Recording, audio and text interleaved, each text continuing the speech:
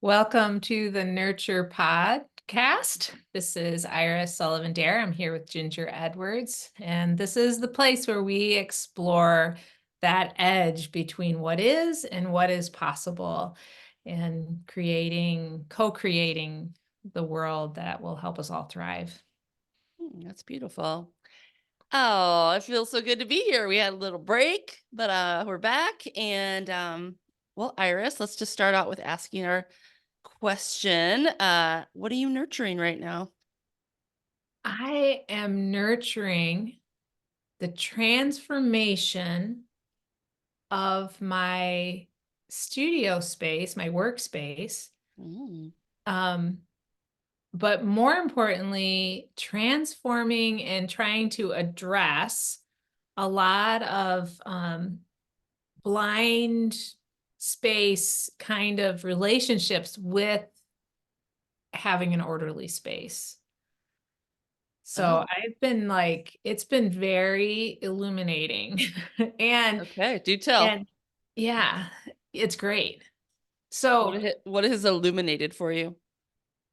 well, I've been thinking for a while how I like cleaning. I don't mind cleaning, but my studio, as you've experienced me experiencing, often is kind of super chaotic, and I don't like it. Mm, And if anyone comes over, I have huge shame about it. mm, And it's compounded because I often feel like I'm not in time, like I should be making, like I'm behind. And so like I often don't stop and, put things away and do my mm, dishes. Like the kind of art that I do, it just involves a lot of dishes. mm, So, um, anyway, so I've been really thinking about that because as a baker, it was one of my favorite times of day to reset the baking bench at the end of the day for either myself, whoever mm, was coming in the next morning early. So sometimes it was for myself and sometimes it was for other people. And there was no resistance. mm, It was a pleasurable, I mean, those are crazy shifts, like I would be working like 10 or 14 hours, and it was still like there was still I would never think of not doing that. mm. And so anyway, so that's the little background. And I Do you think the difference is when you were baking, there was other people involved? Yes, I do. And Mm, and so like when it's just my own space, mm, there's a different relationship with it. And I realized, yeah, anyway, so there's that. And then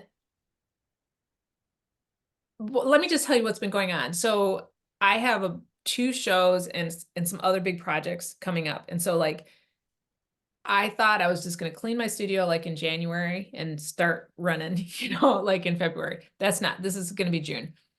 And I realized part of it is that my big work table was kind of cobbled together. It had two sections. So there was a seam, which often bugged me when I was working. And it mm, was didn't have any legs. It was the padded tabletop was on top of like six different weird, not even all the same height. So I had all these props and, mm, it was super cobbled. And I've been wanting to build myself a full 4x8 sheet plywood size table for a while. And I'm like, we just have to do that right now. So 2 weekends ago, we did that and um, did some modified some various cupboards and things and put them on coasters. And so like not coasters, casters, mm, um, and got it all situated. And then it was just like that was like the first domino. Like mhm, that was a huge actually. I mean, I know it sounds like, but so like I've just been like working my way around in the perimeter and like making adjustments.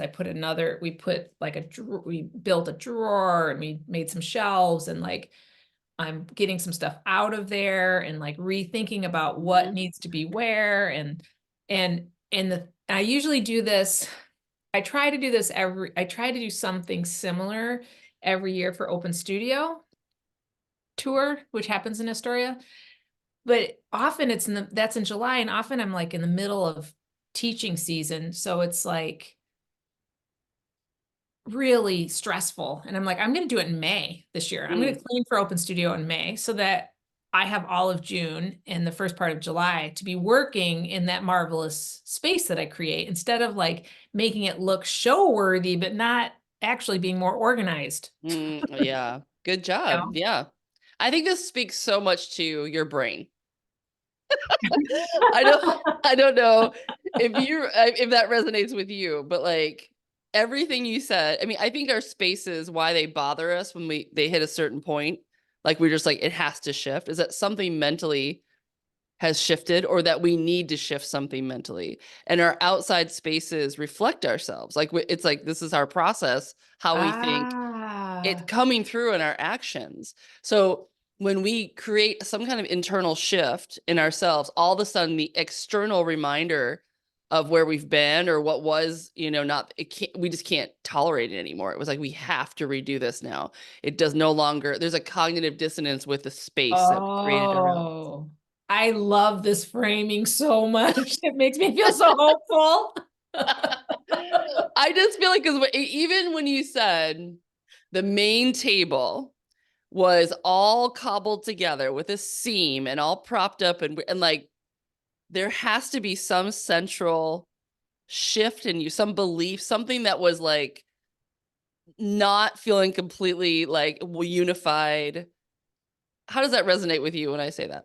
Oh my God, it's making me like, Okay, good. it feels like absolutely, like it totally, oh, this is great because don't you feel like sometimes you think it's the opposite?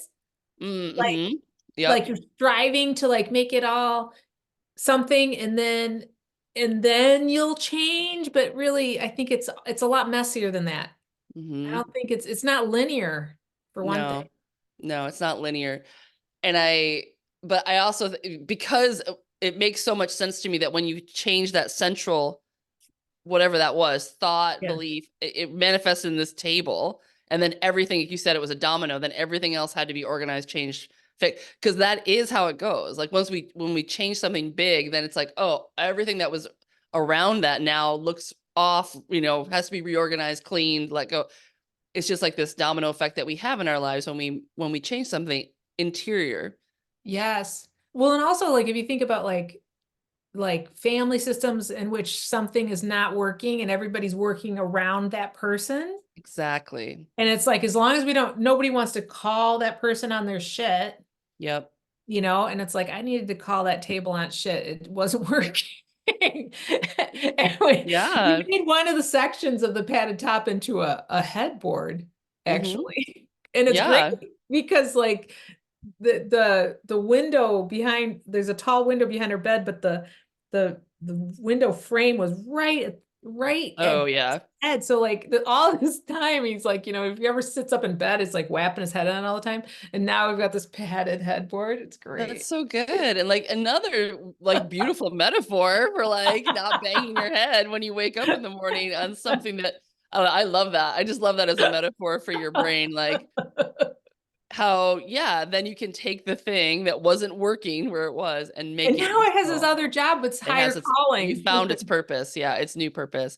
Well, I can chime in with this. I mean, I've been cleaning my barn. I had a big barn sale over Memorial Day weekend. That's actually why we didn't do the podcast last week, is because I was so like enthralled with like cleaning my barn. I was obsessed. I was like, I'm canceling everything. This is the only thing I have to do right now. And I realized the power of that, by the way, that when you just let yourself cancel everything and you're like, I'm not going out, I'm just cleaning. Like there's nothing else I wanted to do. I became like a little demon about it. I was in there for hours and hours, but it was like enthralling, It had Yes. that feeling to it of like, I'm ready now. And I have walked in I have a 6,000 square foot barn, y'all. And when I have walked into that so many times, it stores, I mean, how many past lifetimes of things in it from my own past lives, relationships, and also many other people's who just left their Yes. stuff is because it's so big. And oh my, I mean, when Brigham left, he left all his stuff, including like his skateboards. I mean, everything was just in there. So it's like all of my marriage, like in pieces and shambles, like and under dirt and rat shit and all the other things that accumulate in barns. And it was just I would walk in and I'd be like, oh, I can't handle this. I would just Yeah, turn yeah, around and be yeah. like, can't Yeah. and it was chaos. I mean, it was just like stuff just piled. I mean, talk about reflections of his brain. I mean, the way he didn't organize things, I couldn't, my brain couldn't even hold on to any of it. It was like nothing makes sense. Like nothing is in a place that I can even start to organize. It was like it all just had to be like stripped down and restarted, you know? And I found as I was like, okay, I'm doing this. And then it became like, oh no, I'm doing this. Like I'm going to empty out every drawer and I'm going to go through, and I'm not going to, I mean, the screws are not going to be in the nails pile with the old doorknob and the broken piece of metal. I mean, it was just like every drawer was this incredible junk drawer full of all kinds of weird stuff. And I sorted it all out and I made little bins. I mean, I got like really, like it became a hardware store in my barn. And I had Oh, this it's sale and so I sold it satisfying. and I made money like selling. It was so satisfying to like put them in their order and then have other people come in and be like, "Ooh, I could use that." Instead of having it be like this crazy mess in our barn, I turned it back into useful things that other people could take for their construction projects. And it was amazing. The feeling of like not only release of old stuff, but also just like the like you said, like you turned it into something useful again that was just, you know, just languishing in a drawer. It's like I almost felt like those little screws and nails, they want to be used, you know, like they have a Yes. purpose, and to like release them back into the universe with a little, and it made money for me. And everybody took all the stuff. I didn't have to haul it away. Like people willingly took it back to their Oh, homes. It oh was my God. amazing. It was such It's a good feeling. amazing. Yeah, it was amazing feeling. But what I did also realize as I was doing it was that as things started to go, I was like, oh, everything needs to go. Like there was this like purging thing that came through me. Like, I want none of this. Like, I want all of it. Because at first I was like, well, I should hang on to some of it. You know, you never Yeah. know, blah, blah, blah.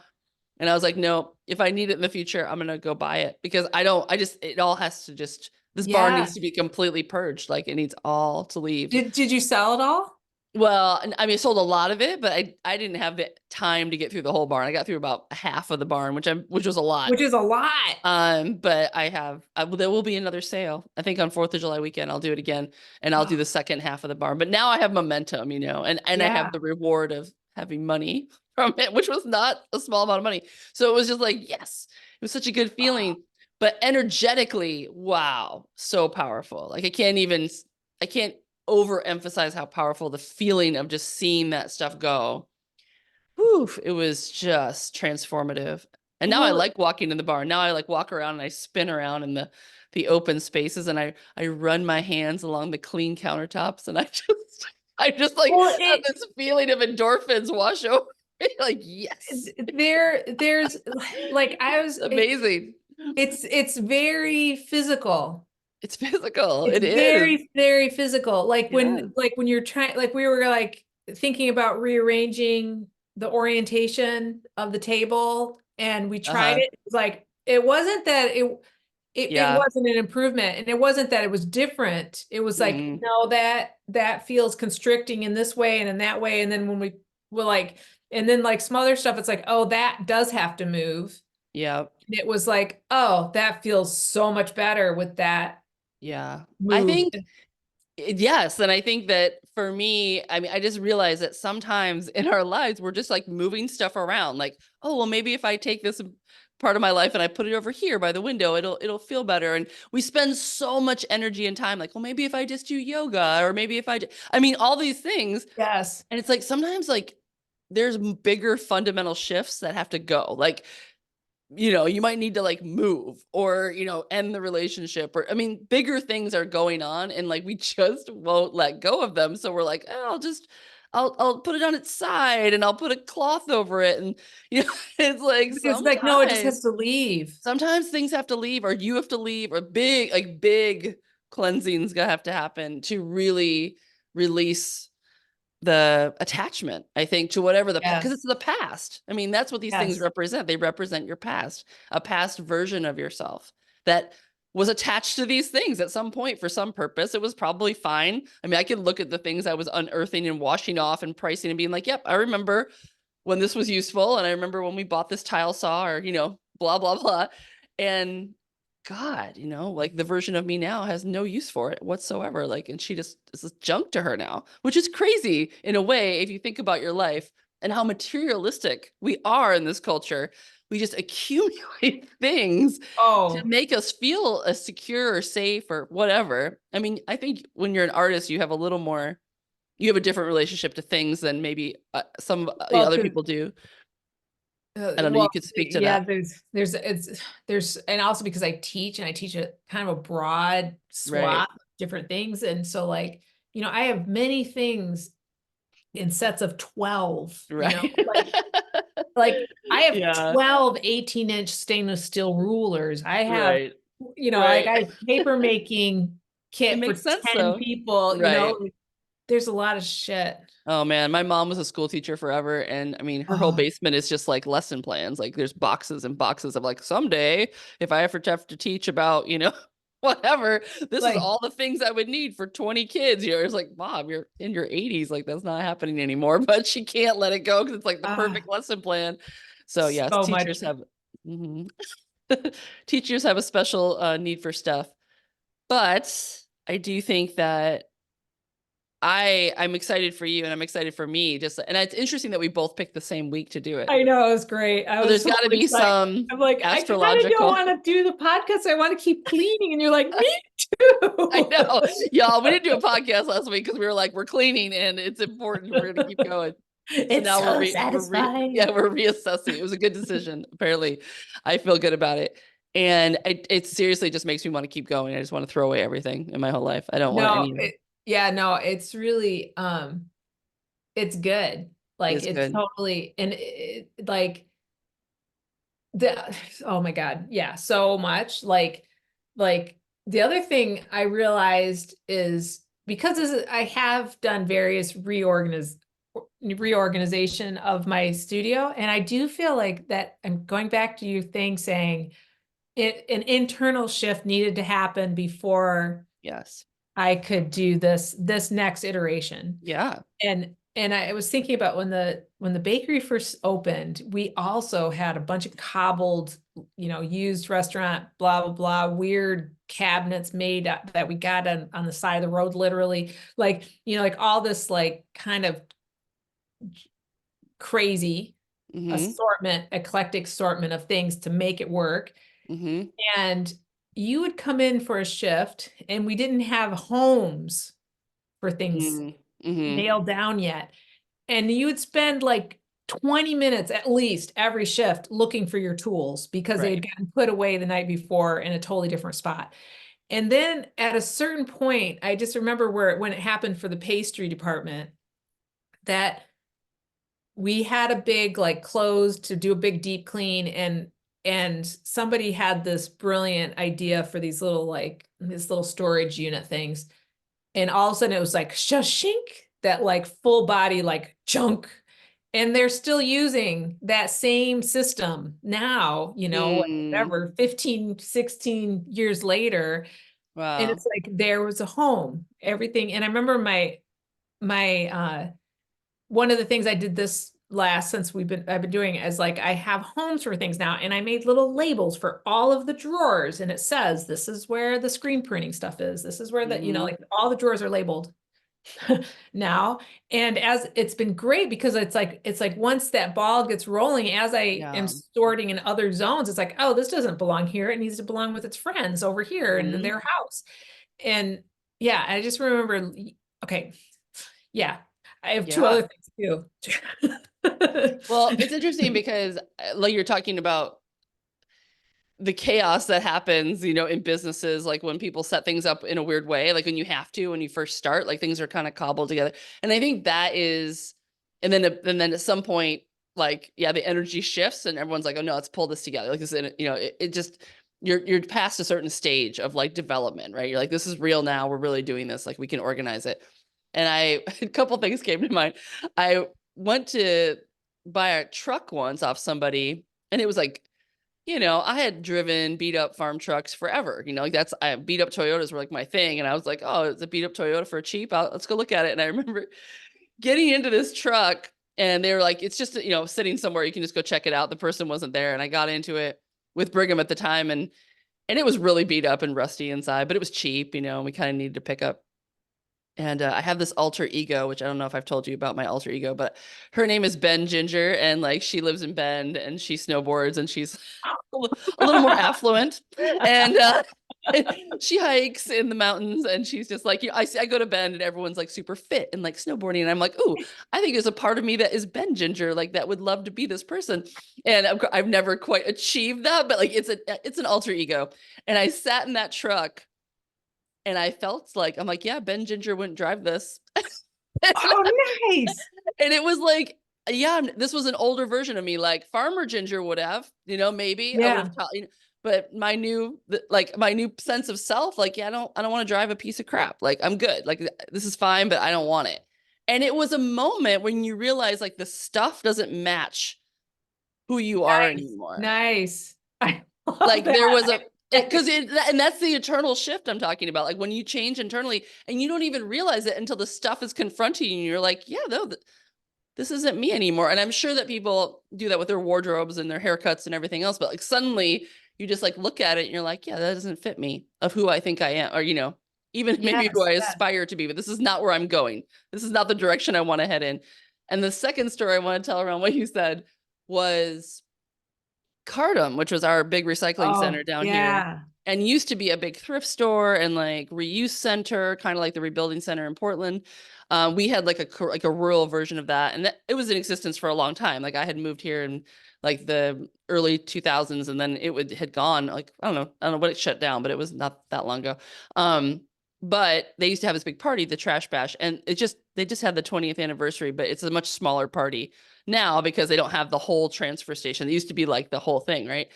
And one of the stories that Jessie talks about, because she was involved and still running the nonprofit, but because we lost Cardam, it was a big kind of community grief, that we couldn't maintain this super cool kind of next level, Yeah. upcycling facility that we had in this small town. And one of her theories, which I always thought was really fascinating, was that they used to have this big party called Trash Bash every year. And it was like free to go, but it had bands and like a big, runway made out of dumpsters. We did a trashing show and an art show. It was huge. It was a big party. It took up the whole place. So what they had to do every year to get ready for Trash Bash was to clean that place. They had to like go through Cardum and like clean Oh, for the party. And it was like they had to get rid of stuff and like rearrange everything. And it was like this huge purge that they had to do with that nonprofit every year for the space in order to hold the party. And then somewhere along the line, they're like, this is ridiculous. Why are we, it's a free party that we're giving the community. It's costing us so much time and energy and money to throw this free party. So they decided to not do it anymore. And within a couple years, the whole thing crashed because one of the theories is because Trash Bash was actually this way of them cleaning the space up. Like, and they stopped oh, doing it and things started to accumulate and it just got crazy and out of control. And like it just kind of it caved in on itself. Like it was becoming like oh. impossible to manage the space because they had so much stuff. And I always thought that was fascinating because in like somebody's mind, you'd be like, well, this is a pain in the ass. It doesn't make any money, right? So we're not going to do it. Yeah, but then this, However, it was serving this like essential purpose of not only having the community super like involved and there and like filling up the space with joy and art. I think that was one of it, but also the cleaning, like that yes. they had to spend a week, like all staff just cleaning, getting ready for this party. And afterwards it was all like purged, and reset again for the next year, which I think we overlook that importance of that Yes. energetic. Yeah, because Yes. especially when a place is like collecting other people's stuff, like to not have an annual purge. Wow, the energy that shows up, right? That just piles up in that place with taking on everybody's stuff. I mean, I don't think they Oh my could gosh. sustain Yeah, it. totally. Like you ever go to I don't know, this is gonna out my wackiness, but like when I go to thrift stores, like sometimes I will see something and I'm like, oh, that looks like a nice color. But then as soon as I touch it, I'm like, oh yeah, no. Yeah, no, I do that too. Yep. And I'm like, yeah, no, that's not, Hmm. yeah, no. And I so mean, most credit to people who work in those spaces because I can't. I mean, that was kind of the energy of the barn. It's like I feel things do have energy for sure yes, they do. They yes. absolutely do. I mean, 100%. Like you don't even have to be like that was my ex-husband. You could just be like in a thrift store, you don't even know the person, and you could feel the Yes. energy coming off of things for sure. So So so the yeah. thing you just said about the cardum, it's a perfect it's a perfect story actually, Hmm. because it's like, oh my gosh, it is the perfect story because, and it's also the thing that's interesting is that what is that party operating on? That party is not operating on the like the cash for calories economy, Right. like it's operating on the like kinship economy. And Hmm. it's like part of the stuff was getting donated, right? So like Yep. when people feel like vested in this cool thing that we do together, Hmm. and it just like then they're sending their good vibes that way all year long. And so then Yeah. when you take out that and it just becomes a And more like transactional. more Yep. transactional, Yep. no, it's like it's not worth it. Yeah. Like it's like I think about like when I look in my studio, we made most of the furniture, and like, and it's like everything has a story. Everything Mm. has like there's a bunch of different everything, and it's like it's uplifting Yeah. versus like if I had, I don't know, gone to some big box store and just outfitted my Yeah. the furnishing is, it's like I'd much rather have my Lorna and Michael's old sink when they updated their kitchen. I love Totally. using that. I think about her, and when I'm doing dishes I think Lorna did dishes in the sink for 30 years. Yeah. Yeah. So there is like, that's the other side of stuff. Like the energy, it can be really sweet. Like, the things that can be really meaningful. And you're such a great example of that because you're making cloth and you're dyeing and you are doing materialism in the way I think it's supposed to be meant. Like if you're a materialist, you'd be doing what you're doing, like actually loving the material in a way that's almost sacred. Like this material itself is holding energy, intention, beauty, story, place. Yes, This is yes, materialism.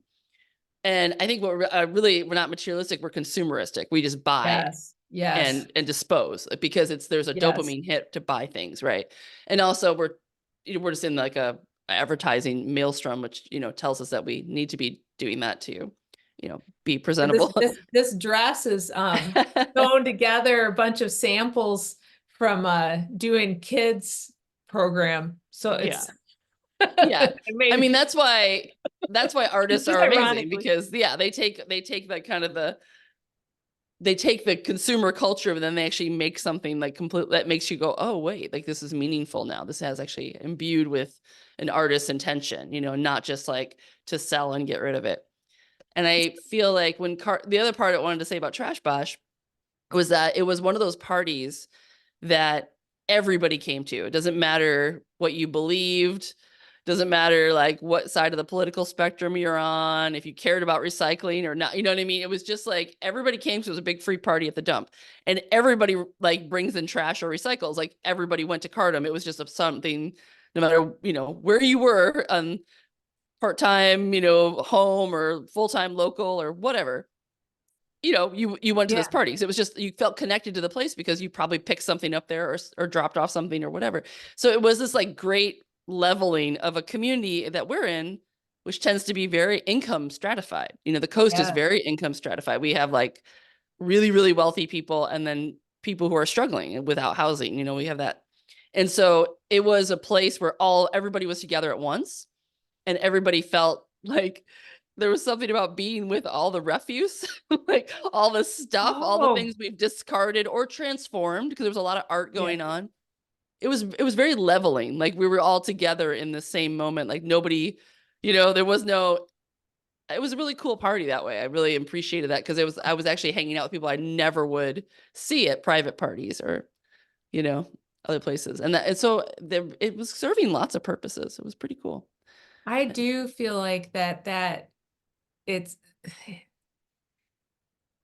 both of us have done kind of community events, like the Mhm. farmers market, and like we met in Lunasa, that crazy festival. So like I really think we wildly underestimate the importance of having those sorts of things and like how much they nurture and feed us. Like, Yeah. did you ever get to go to Provista's big open house they used to have before they got Mm, bought? no.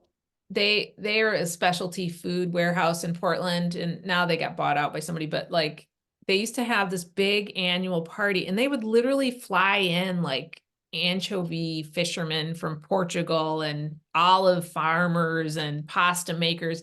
And then they would, It's in cool. the aisles of the warehouse, they would put rows of tables, and you just like, and they would invite all the people that bought from them. And so you Mm, would just go, and there would be music, and you just eat and nosh and talk to the nice. producers. It That's was great. like, and they would do it every 2 years, and it was Hmm. like, it was, it was, it was, I felt like it was a life changing. It was so Yeah. cool. It Yeah. was so cool. It changed, like, it totally changed my relationship with olives. I always thought, I was like, well, I like some olives, Mm. but then it was like, no, olives. No, olives are a religion. Like they, Yeah. they I are mean, like, beyond cool. for sure. I mean, it's all about when we understand like what things, what's behind the thing, Mhm. and that's again, like, it's that connection between being a consumer and beyond consumer and then understanding like these real people standing behind these things that they have stories and families and, countries that they work in and all it's so it becomes so much more magical and beautiful, to So the realize nurture that. culture thing is rather than being a consumer, to strive to be a connector. Mm, I I love think that. that's like, in what way can the exchange be relational and connecting? Yeah. Because we all Yeah. need to eat, we all need to wear clothes, we all need, so it's like, Yeah. yeah, yeah. Yeah. And I think to understand that stuff is just stuff, like, and it reflects you to a certain state of your life. And then just be like, I don't know, for me, when you're ready, like when I finally just walked in that barn and one day it just clicked. I was like, this all needs to go. Like, and all of a sudden I had energy for it. And I couldn't have forced it before that moment. So I Yes. know it was internal. It wasn't like the weather was different. Or it was just me. I walked in and all of a sudden I Mm. was ready. And I actually almost irresistibly ready. Like, I'm just like, I need to attack this now. Like, it's time. And we're talking like a year or so. It's gone, a year and a half of me Yes. thinking to myself, oh, I need to clean the barn. I need to clean the barn. I should discipline myself. I should put it on my time calendar. Nothing. No, nothing happened. I was just made every excuse not to walk up there. And then one day, just walking through it, I'm like, I'm cleaning the barn. And I just started. And then it was like, I couldn't stop. I just went into like this frenzy.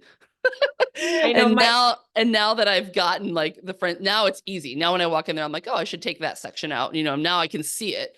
But so just to encourage anybody listening, like, sometimes you can't force the thing. What's actually yes. happening is you're going through an internal shift and your brain might not even understand it. So just like let yourself walk up to the thing and be like, is it time? you know and you'll Yes. know when it's time to like move it, and then be curious, like, why, what happened, like what's shifted. I'm sure I've healed some things I needed to heal inside, and I'm ready to let go of all that stuff now, because watching it leave was no emotion around it other than joy, like that I didn't have to deal with it anymore you know So, so I think that what I want to highlight, a thing that you just said, hmm is the process of asking yourself, being curious with yourself, asking yourself, am I ready? Am I not ready? Is very different than shaming yourself. I should yes, clean the barn. And it's like, there's no curiosity in that. There's just blame and yeah, yucky, versus like, okay, what is it? What is it that I need? Because it's so emotional to it's do a big emotional. clean out, Mhm. like, and but then you're right. Like, once it's like, when it is the time, oh my God, yeah. Like, I think about, yeah. Oh my God, this brings up so much stuff. Like, so, okay, here's one from today though. Yeah. So today's we're doing this on a Wednesday, and this year I've had this year-long gig, which I only have 2 more weeks. It's really like heartbreaking because I love them now, but I've been hanging out with these feral third graders every week in this after school program and doing art with them. And because I've been in this cleaning frenzy, I was really, and I chose I unearthed the rubber cast fish I have. And I'm like, oh, I'm gonna do this with them. So anyway, huge mess, all these colors. I was like trying to get them to do black, which is traditional Japanese style fish printing, but they're all like, no, where's the yellow? I'm like, okay, whatever, you can do whatever you want. So cut to the chase. I was observing the kids and which ones are like they're finished with their thing and then they're bringing me the thing and like asking how they can help prepare the spot for another kid, right? Mm, There's these kids and I'm thinking you have a safe house. yes.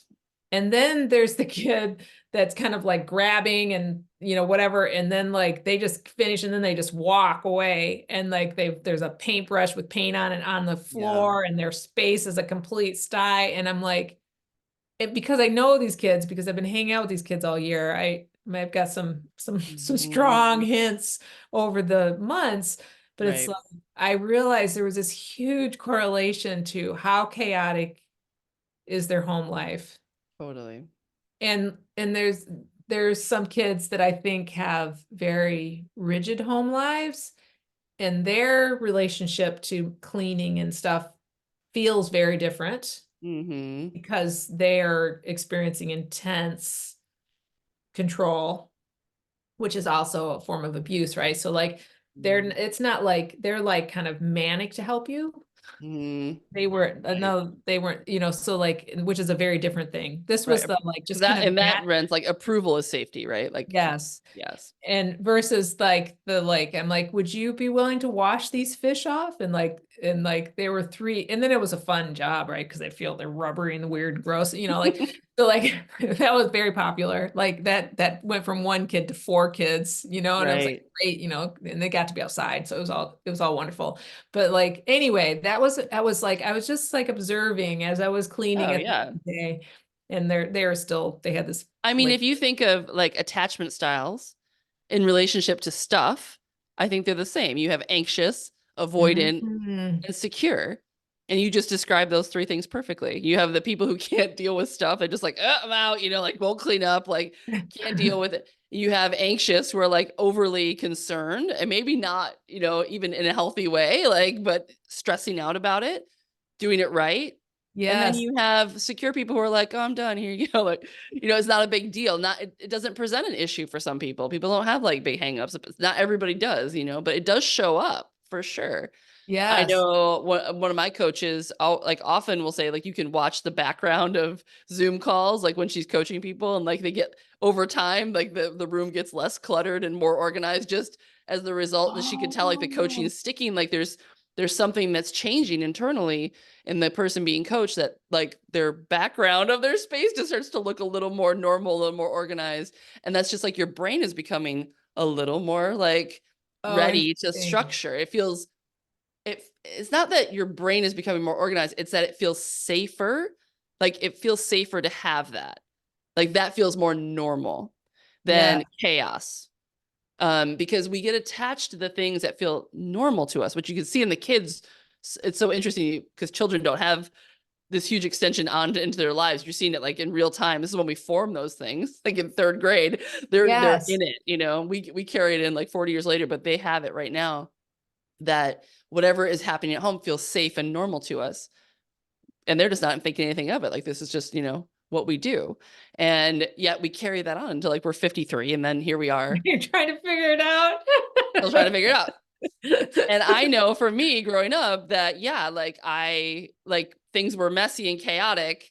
And then I really preferred my space to be really clean and or like my room or something, like because that was the only room, space I could have that felt like it was my control, and I liked it clean, like really did. And Yeah. and it was, yeah, I mean I've been that way. I like my spot, like, but almost in a, that's why I couldn't go into the barn. It's just like, was it my mess? And I was like, I can't deal with how Yes. Brigham did this. Yes. Like I can't, like it just made my brain go crazy. And so finally I'm like, okay, I'm going to make this feel good to me. It had to be all or nothing. Like there was no in between. There wasn't just like moving this thing to another corner. It was like, no, everything goes and we'll start again. But it's so interesting that, those things can change. Like we can change. And I think as we grow and change and heal, of course, our environments change. for sure. Well, do you think like the other thing, like thinking about like, I'm always thinking about animals, but like, you know how like if a kitten gets taken away from its mother too quickly, it doesn't really know how to groom itself. Mm, You know, like have you ever hmm. had a cat that was like a, you know, a kitten? Anyway, you have to like, if you ever get a motherless kitten when it's really young, you have to like wash Yeah. it with the Hmm. you know, you have to like mimic its mother Yeah. grooming it. Otherwise, they don't really.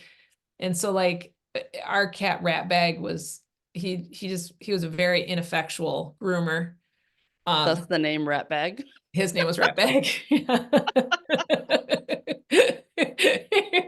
was a nice cat. I liked him, but he never really kind of got the hang of like He sounds grooming. like the gutter punk of cats. He was the gutter punk of cats. But I think that we underestimate, like, especially if you didn't grow up where you were. I mean, I think about Mrs. Ford teaching me how to fold cornered sheets. Mm, You know, like I didn't I learn that still at don't my know how to do house, that. you know, like and and Yeah. I would go over to their house a lot.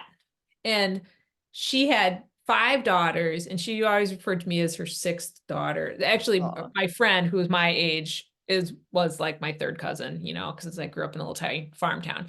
But so I was, you know, I was kind of related to them, but I mean, it definitely was related to them, but um actually, but they every Saturday morning you get up and 2 hours, the whole house, zoop, Oh, wow. everybody's room, all the laundry folded and put away, Mm, everything. And then we sat down to dinner, which in the Midwest is lunch. hmm. Lunch is something you take with you. Dinner is the midday meal at home, and Mm, supper is an evening meal mm.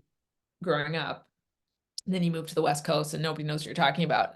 But they just throw lunch around like Yeah, I mean, I don't know. I'm from the Midwest. I don't know what you're talking about because I that's like wasn't raised in a small farm farm town. country, farm town talk. Yeah. But anyway, I feel so grateful because I feel like she took the time to like show me how to like Yeah. scrub stuff, you know, and like my house was way too chaotic. Like I didn't learn any of that at home. So like anyway, I guess what I'm saying is I feel like it's important to be gentle to yourself if you are one of those motherless kittens that didn't Yeah. learn to groom yourself because you know, and it's like I have to be kind to my inner my inner my Yeah. inner feral cat because it's like I literally like yeah, like you know, it's like for instance, it's like how do you tackle it when it's like really messy? It's like you take everything out Yeah. and then That's what I wash it and put it back in, and some stuff doesn't get to come back. Yeah, I need to say this just because I don't want to infer in any way that there's a hierarchy of like completely organized is better than, you know what I mean? Like I Oh don't yeah, yeah, yeah. I think it's reflective of where we're at, but I don't think one is better than the other. If whatever works for you. Like there are some people who love stuff, like love to be in rooms with trinkets and like, you know, I mean it's just a style. It's like they just want, and that makes them feel comfortable and safe and like, you know, surrounded by all their cool things. And then you go to Japan where it's like they have like one cup. Like, you know, it's a completely different aesthetic. That's not to say theirs is better or worse. It's just, you know, But so I it can do reflect think so that many things about the culture, their religion. I mean, there's so many things being reflected though in that, like the way their cultural brain works versus, and America is a very, like I said, we're a consumer culture. So it's a really interesting mix of like, we love stuff, but we throw stuff away massively too. You know, like we don't cherish it. We're just like the act of just like the endless consumption, which is a really weird. I mean, it it's a weird part of our brains. I mean, you gotta it's reflecting I think a trauma inside yes, of us that yes. we're trying to numb or soothe food, booze, buying, right? And of course, it's the one that drives the economy, so it's really encouraged on every front. Can't remember So it I love, like I was gonna say, I 9/11. mean, I love your house. I love your studio. I love walking in all this cool stuff and all this. I mean, so I'm not saying like, yeah, clean and orderly is better than, because I think something about the creativity of just being with all kinds of cool things. Like I love walking into your house. Like it makes my brain light up in this really good way. I don't like walking into my barn. That was a different Well, and I emotion for think, me. And they both have a lot of stuff in them. So like, that's what I'm saying. Like there's no, yeah. yeah, Well, it's I just think that it's permission to to curate the space that serves you, yeah. right? I mean, I think like, right, like it's like if, yeah, I mean, yes, I'm not, Like I like seeing your brain externalized as all the cool stuff. Like your curation is like super. I mean, I'm going to say this, and I'm sure you're sick of me hearing me say, but it reminds me of the Weasleys in Harry Potter. But like this really cool house. It feels very magical to me. And like my barn just felt like dysfunction, just like dirt and dysfunction. And like, wait, it felt like men who just don't take care of their things. That's how I felt. And there was so many triggers in there for me around that I'm just like, ah. And of course, I have to be the one that cleaned it up too. It was not a positive plus, but however, it was kind of that feeling of like, I'm cleaning this up and I'm not doing this again. It felt like the end of a cycle, like I've learned some yeah, lesson. I'm going to do this one more time, but man, I am not letting another barn, like theoretical, metaphorical barn show up in my yes. life where I accumulate the chaos of other people's things that they don't know how to handle, like emotionally, psychically. You know what I mean? Like I'm not gonna hold that space, and I'm not gonna clean it up for them. Like you got to have those boundaries. Like people need to take care of their stuff. Like this is not, I'm not the stuff cleaner. And then right after that, I had to clean up another space that was left on the farm that like, I was like, wow, I just did this again. So it's a repeating lesson of me cleaning up after people. And I also had an Airbnb for a long time, which I cleaned up after people all the time. And I absolutely grew to hate it because it was just like, why this is not my role. Like there was some impactful like metaphor being played in. Like, do you get it now? Like, do you get that this isn't what you want to do? Like, how many times do you have to clean up after people before you realize like this is Oh, not your preferred job? Like, you can do it. Do you want to do it? And suddenly it yes. sunk in like, no, I don't want to do this. I don't ever want to be a housekeeper. I don't want to be this person in life who goes around and cleans up people's shit that they can't take care of themselves. Woo, that felt good to say out loud. I think I just put that together Hallelujah. on the podcast, y'all. I just made that connection between the Airbnb, my marriage, and the barn. There you go. Bam. That was right, but I'm not doing it anymore. And maybe that was what clicked when I walked in that one day. I'm like, okay, done. I'm doing this, but that's it. I'm not, this I'm gonna pattern say now I shifted. feel like I want to say my realization, which I want to say hallelujah. Thank you. Totally, yeah, totally Felt support that. that shift. Mm-hmm. And I want to say that mine is because it was my own shit I was cleaning up. But I think mine is that I am worthy of spending however long it takes to Mm, maintain my space to the degree that is best serving me. beautiful. And Beautiful. I don't have to be miserly, like I don't have to be trying to work around mess because I'm not productive enough that I can Ooh, spare the time to reset things. there you That's go. false. It That takes is however false. And long I it think takes. that's so wise because at the very top of the show, you were like, because I don't give myself enough time to clean up. And then right after that, you're like, and that's odd because at the bakery, I loved cleaning up the space for other people, like resetting the energy for them. Mhm. So you deserve to give yourself that same like energetic reset And blessing. and It's like blessing. it's Yeah, a blessing. It's exactly. like reaffirming this is a space where things are Yes. created. Yeah. Like, It's like coming, how creative is that? That's what makes me feel super creative. Like you come into a clean kitchen, you just want to make yeah, a exactly. feast. Exactly.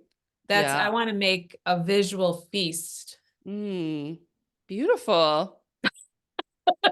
Great It's, place to which stop. is it's good because I have a lot of work to do between now and August. Yeah, so quickly give us your show rundown. Like what are you preparing for so people know? So if anyone is possibly listening to this before Saturday, June 1st, do come between noon and 5 to the Story of Visual Arts street party. Myself and another artist who I don't know, so I didn't keep her name in my head. are going to have like activities for all ages. And there's all of the amazing artists who have contributed to the show. That's an auction show, so there's going to be a bunch of fun. It's going to be great. And that we need Nice. these nonprofits promoting the arts and the well-being of the community, which is the AVA. That I'm teaching in Sitka in July. Please come and learn how to do natural dyes with me. 2 classes, they'll be super fun. If you have any interest at all, come. Indigo Fest still has some tickets in August. It's a week-long thing I do with Britt Bowles, and it's a hoot. You've been there. It's like summer camp, And but they can it's find, amazing. where do they go to find out If you information? go to my website is dreambirdstudio.com, and if you look under the top, there's workshops, and there's a page, and it's got everything I'm teaching. So Perfect. yeah. All right, everybody. So head over to, if you're getting creative, you want to transform those things in your garage or whatever into art. Iris is your woman. Other than that, I think we're gonna end it there. So it feels good. Yeah. And thank you all so much. I hope that you are inspired now to clean or not, but listening to your own bodies, checking in, what's shifting. It's ready to change, let's clean let go if it needs to let go. That's all I'm saying. I'm encouraging it because it feels amazing when you're ready. It feels so good. Yes. Yeah. Hallelujah. Hallelujah. There's a lot of hallelujahs on this show. That's the Hallelujah. date. This is hallelujah. Yay. That's the Okay. word of the show. We made it through May. We did it. All right. It's I great love to see you. you. Love you. Bye. Bye-bye.